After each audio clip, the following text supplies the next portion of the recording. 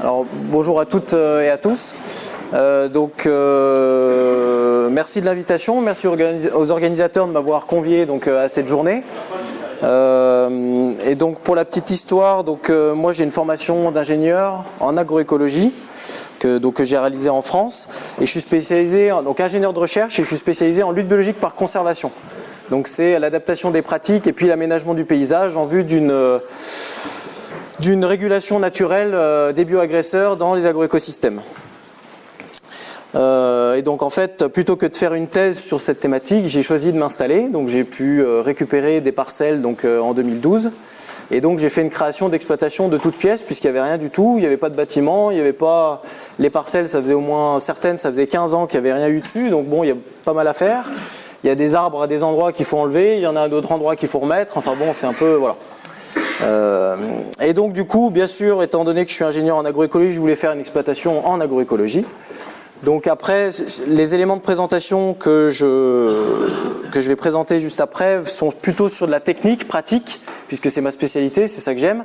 Après, il ne faut pas oublier toutes les autres dimensions qui ont été citées dans les présentations de ce matin et de cet après-midi.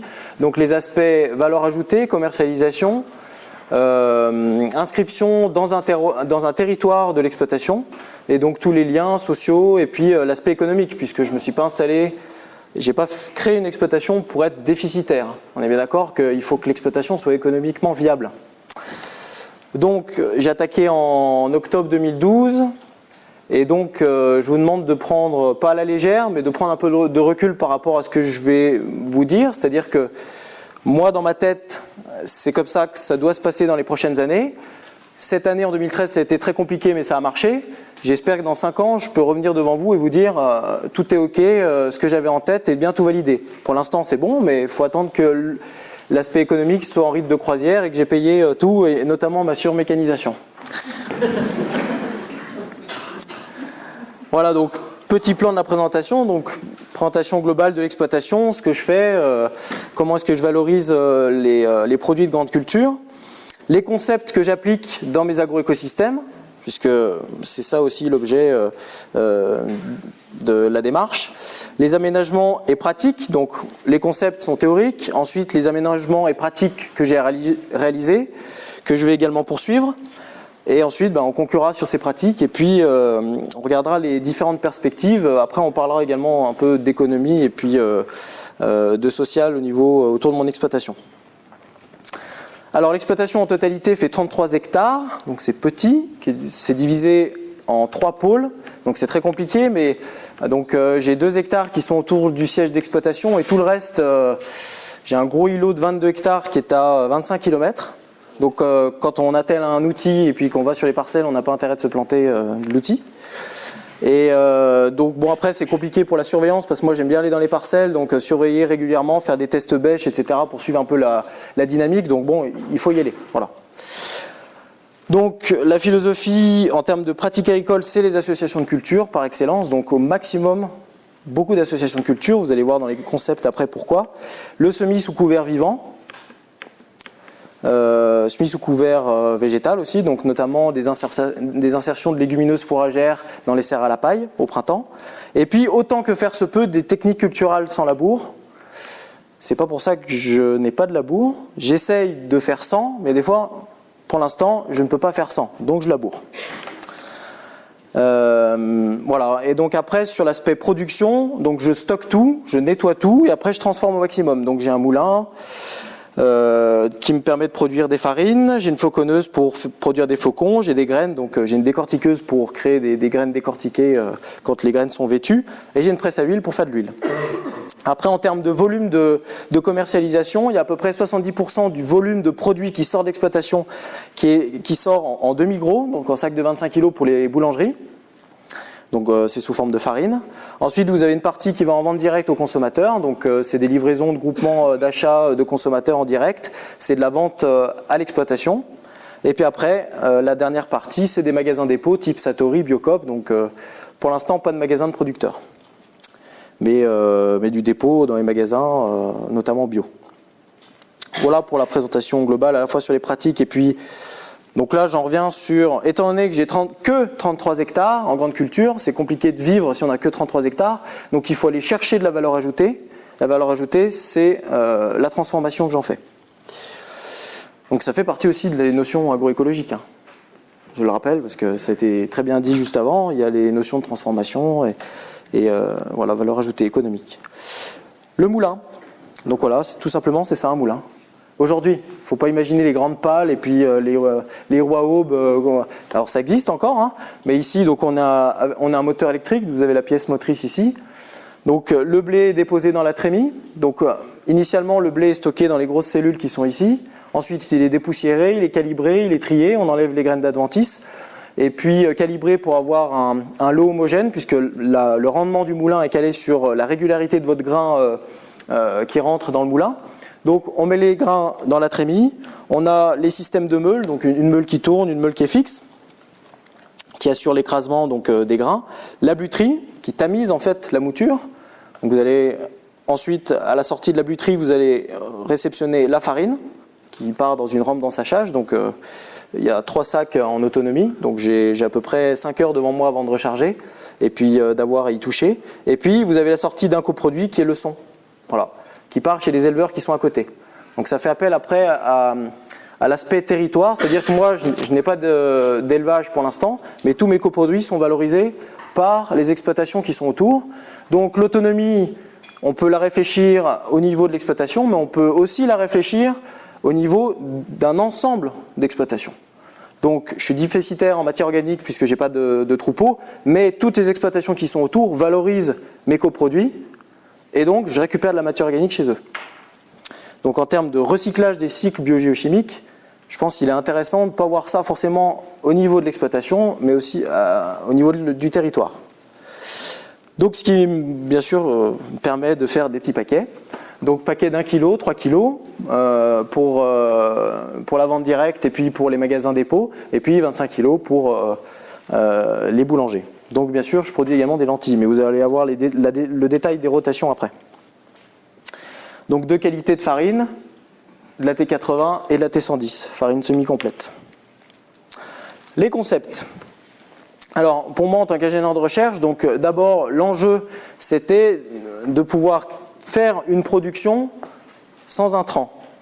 Pas sur la partie fertilisation, mais sur la partie régulation notamment des ravageurs. Donc il faut déjà savoir ça quand on arrive dans un agroécosystème, c'est que la parcelle agricole est un écosystème comme un autre, sauf que c'est déséquilibré, puisque par notre intervention, par l'objectif de production, on va introduire une, voire 2 espèces, et souvent une seule variété ou un seul individu, s'il est cloné. C'est le cas notamment des variétés modernes de blé.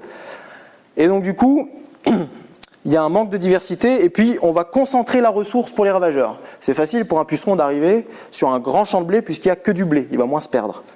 Et puis ensuite, on a des problèmes de fertilisation de synthèse qui sont en excès, qui déséquilibrent en fait les systèmes de sève et donc qui va encourager le métabolisme primaire au détriment du métabolisme secondaire, mais aujourd'hui je ne vais pas rentrer dans les détails.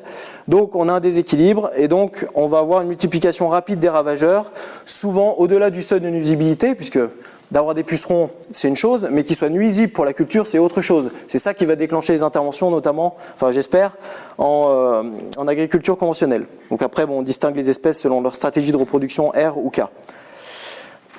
Alors, en termes de concept pour moi, donc ça l'a été dans le cadre de mes recherches sur la lutte biologique par conservation, c'est le cas aujourd'hui dans ma mise en pratique de la théorie dans mes agroécosystèmes.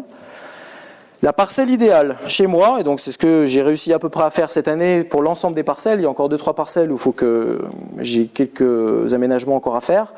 Vous avez à la fois un environnement paysager. Donc là, ce qui va être important, donc ça c'est des éléments qui sont pérennes, donc des espèces arborescentes et des espèces arbustives. Vous allez avoir le choix de la configuration de ces éléments paysagers autour des parcelles, qui va être important. Et puis le choix de la composition, donc choix d'espèces clés. Ensuite, alors j'ai pris le terme suisse, SCE, surface de compensation écologique, ça porte d'autres noms en France, mais donc par exemple une bande fleurie. Une bande fleurie, alors ici elle est à côté de l'élément pérenne, donc c'est peut-être pas spécialement judicieux, et encore, ça peut se discuter, donc qui est diversifiée avec des familles botaniques différentes.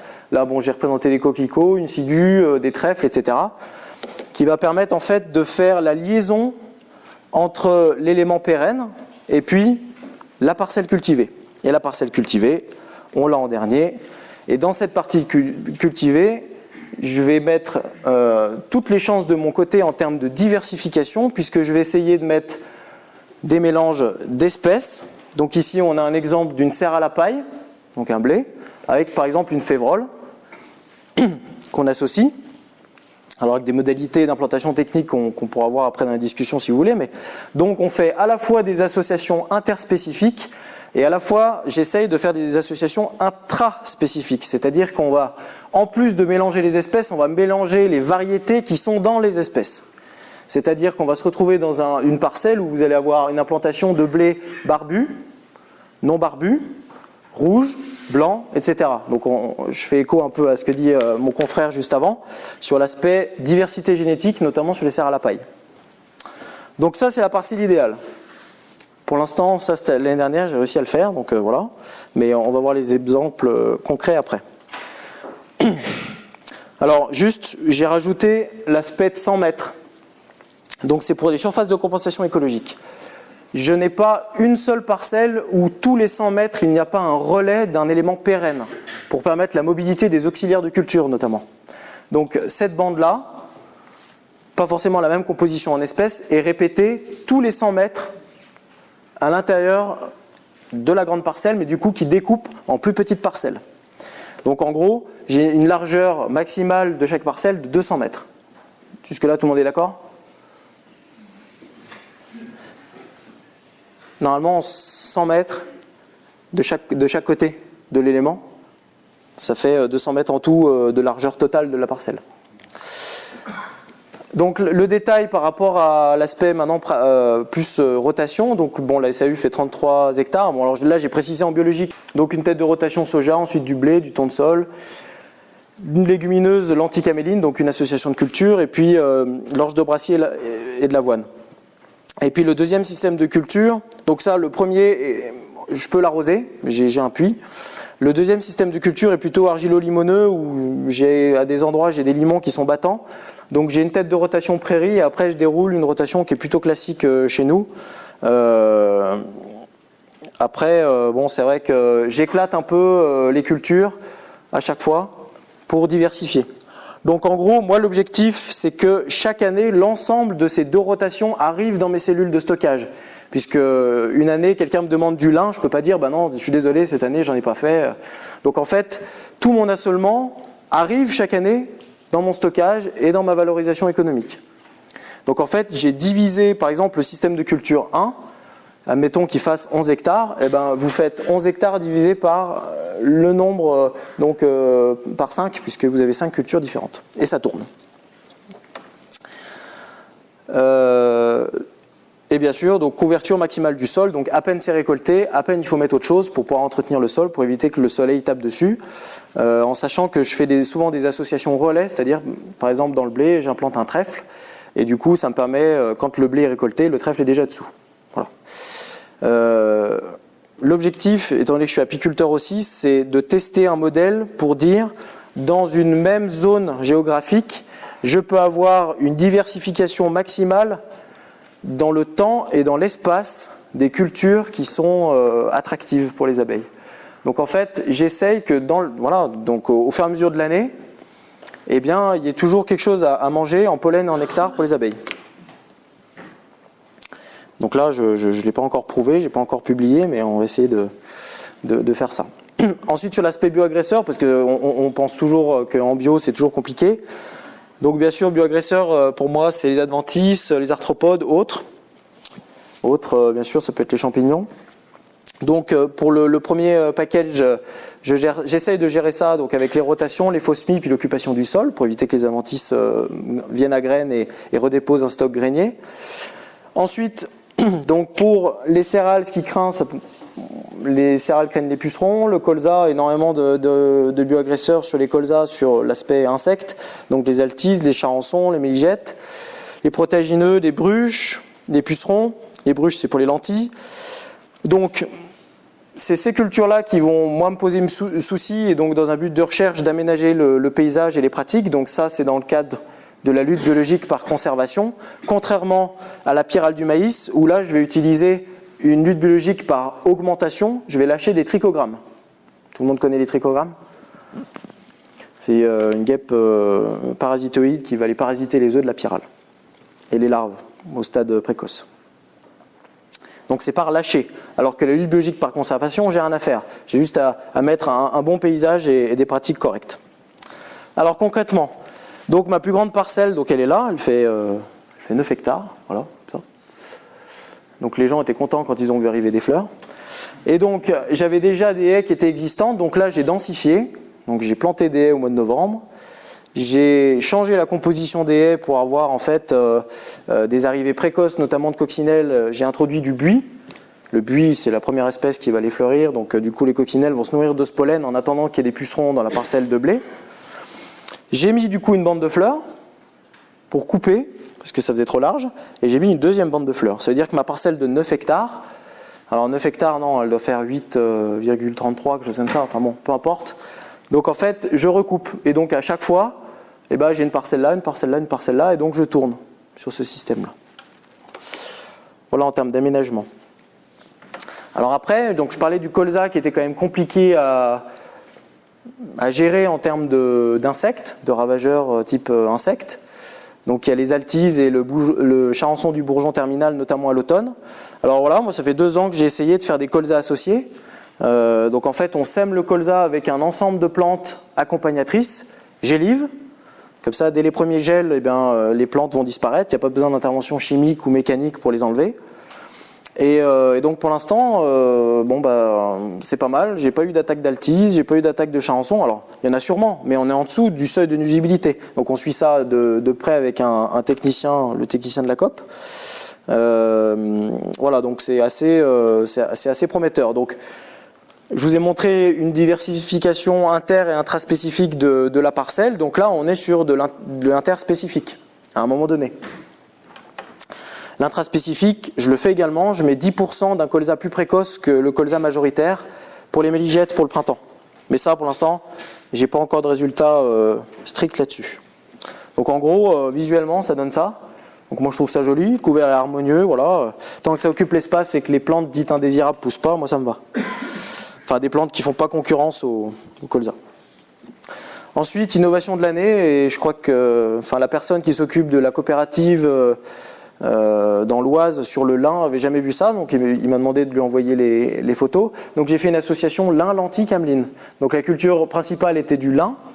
J'ai rajouté de la lentille donc en culture secondaire, puis bon en culture secondaire aussi de la cameline, mais la cameline elle occupe pas trop l'espace. Donc ici on voit la cameline, mais en Suisse ça s'en fait un peu de la cameline, vous devez connaître. Donc c'est une petite brassicacée, voilà. Et puis là on a tout le lin qui est en fleurs, et puis je l'ai constaté cette année, en termes de floraison, de développement d'appareils végétatifs, la lentille arrive seulement après, mais ce qui n'a pas posé problème pour la récolte. Ensuite je suis un collectionneur aussi de blé. Donc j'ai 86 variétés de blé dits anciens, donc qui sont plus au catalogue, en collection. Donc là vous avez la collection de l'année dernière, cette année j'ai pas encore eu le temps de prendre des photos. Donc j'avais une collection qui était relativement maigre, aujourd'hui la collection elle fait 4000 m². Et j'ai tout planté à la main. Et dans les conditions du mois de novembre, je peux vous dire que c'était pas drôle. Voilà, 21 orges et puis 2 seigles. Voilà, parce que je travaille également sur l'aspect rusticité d'un point de vue climat, sol, maladie. Également sur l'aspect filière, donc trouver des variétés de blé en termes de gluten qui sont intéressantes et puis en termes de hauteur de paille pour éviter d'avoir une concurrence trop forte des adventices.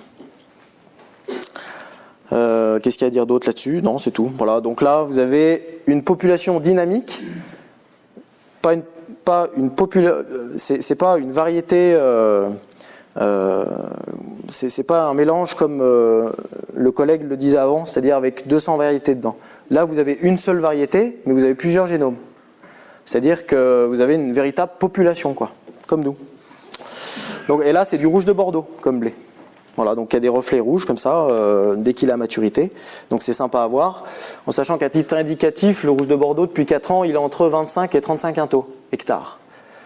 Donc il reçoit rien, donc pour une variété ancienne, moi je trouve ça pas mal, et en sachant que en termes d'aspect qualitatif dans les farines, c'est le jour et la nuit. Quand j'en mets pas, ça fait pas la même chose en termes de pain. Et il fait, cette année, alors que tout était noyé, il met 2 points de protéines à tous les blés modernes. Donc c'est celui qui fait le plus de protéines, il a 14, sans apport. Ensuite, bien sûr, j'ai des variétés modernes, parce qu'il ne faut pas rêver, les variétés modernes font plus de rendement que les variétés anciennes. Donc ça, c'est un blé Pyrénéo, je ne sais pas si vous le connaissez en Suisse. Non ? Pyrénéo, donc il a fait 60 quintaux cette année, donc voilà, il a fait des très bons rendements. Et là, par contre, vous voyez qu'en termes d'occupation de l'espace, c'est pas pareil. Ici, on a quelque chose de très diversifié, qui est très couvrant à différentes hauteurs. Ici, on a quelque chose d'assez homogène, et au loin, on voit des rumex. Donc en termes d'occupation du sol, il faut se poser des questions. C'est un blé qui concurrence beaucoup moins. Je fais assez vite, comme ça va permettre de discuter ensemble. Donc pour conclure, j'aurai que celle-là, comme ça après on peut passer du temps sur les questions. Donc moi, mon objectif dans les prochaines années, c'est déjà le RIB de croisière. Je l'ai mis en dernier, mais c'est quand même l'évidence. C'est-à-dire qu'aujourd'hui, j'ai un système qui est presque en croisière en termes d'économie. Je pense d'ici 2 mois, j'aurai tous les marchés que je désirais au démarrage du projet. Donc voilà, j'arrive à placer mes produits. Il y a l'aspect recherche donc sur l'amélioration des variétés, donc la multiplication et l'optimisation des mélanges. C'est-à-dire qu'à terme, j'aimerais bien ne pas cultiver les variétés en pur, mais les mélanger tout de suite au champ. Parce que pour faire une bonne farine, il faut mélanger des blés. Donc pour l'instant, chaque blé est stocké indépendamment, je les mélange avant de passer au moulin, et je fais une farine correcte. Moi, l'objectif, c'est de mélanger les blés tout de suite au champ. Comme ça, le mélange est déjà prêt. Le problème des mélanges, c'est que vous savez toujours ce que vous semez, mais vous ne savez pas ce que vous allez récolter. Donc travaille sur les associations de culture, notamment dans les blés, en termes de protéines, de qualité des gluten, etc. Avec des associations de culture qu'on peut séparer. Donc je suis équipé en termes de matériel pour séparer les associations de culture. Ça, c'est important de le dire, parce que faire des associations de culture qu'on ne peut pas séparer en tant que céréalier, c'est compliqué. Et là, on fait appel à le problème filière, c'est-à-dire que les COP aujourd'hui prennent très peu les mélanges s'ils ne sont pas équipés. Donc on a un véritable défi là-dessus pour équiper les COP de nettoyeurs séparateurs et de trieurs, qui ne sont pas la même chose. Et puis donc bon, le développement des partenariats avec les commerces, donc pour arriver en rythme de croisière, mais je pense d'ici 2-3 mois ça devrait être possible. Et puis donc continuer le travail de relevé et puis de performance des aménagements et des pratiques dans le cadre de la lutte biologique par conservation. Donc j'ai vu que pour les ravageurs du colza à l'automne, on pouvait les maîtriser. Maintenant, il y a un gros enjeu, c'est sur les méligètes. Je pense que ceux qui font de l'agronomie le savent. Le colza, c'est très compliqué au niveau méligète, donc voilà, il faut continuer dans ce sens-là. Voilà. Toutes ces recherches sont valorisées au sein d'une association qui s'appelle le Collectif pour le développement de l'agroécologie, dont je suis le coprésident. C'est une association qui a été créée en 2013 avec donc le collectif d'ingénieurs en agronomie, en agroécologie, docteurs en agronomie et également exploitants, puisque moi je suis exploitant aujourd'hui. Donc mon exploitation plus l'exploitation d'un thésard qui vient de s'installer bénéficie en fait à l'expertise de cette association. Donc on se propose d'accompagner, de former, de diagnostiquer et expérimenter pour évoluer vers des pratiques agroécologiques. Et donc sur 15 administrateurs, nous avons des compétences qui sont quand même très diverses. Et on est à la fois technico-pratique, par exemple un problème de ravageurs sur le colza, pour gérer ça, pour faire des associations de culture, etc. Et on a à la fois des gens spécialisés dans les aspects filières, puisque l'agroécologie, on l'a vu tout au long de la journée, on est sur différentes... c'est très vaste, il faut s'attaquer à différents angles, et donc on le fait au sein de notre équipe. Donc on est porteur de projet dans le bassin de vie de Bourg-en-Bresse. J'ai même pas situé mon exploitation au début. Donc c'est dans le département de l'Ain, entre Bourg-en-Bresse et Mâcon. Et donc via mon réseau, donc on a lancé avec le collectif pour le développement de l'agroécologie le projet 3A, 3B qui est de l'accompagnement d'exploitants sur les variétés anciennes de serre à la paille. Donc nous, notre objectif pour tous les projets, pour toutes les formations qu'on fait, on n'est pas là pour dire faut faire comme ça parce que nous on le sait puis c'est mieux que les autres. On va vous donner les outils aux exploitants pour qu'eux-mêmes soient capables de prendre les bonnes décisions sur les exploitations. C'est ça qu'on fait. Donc le projet 3A3B, c'est sur la variété ancienne. Le projet Cap Agroéco qui vient d'être accepté, c'est sur les associations de culture, donc colza associés, associations céréales protéagineux et puis semis sous couvert vivant. On se propose aussi de faire des interventions, des formations aux agriculteurs, aux collectivités, aux établissements d'enseignement supérieur. Et puis bien sûr, on a une activité de veille et de suivi technique et scientifique sur les sujets qu'on se propose en formation et dans nos autres activités. Voilà, je voulais quand même vous présenter ça, puisque je ne fais pas tout seul de l'agroécologie dans mon coin, j'ai essayé de m'associer avec certains collègues, et donc pour l'instant, on y est arrivé. Voilà, je vous remercie de votre attention.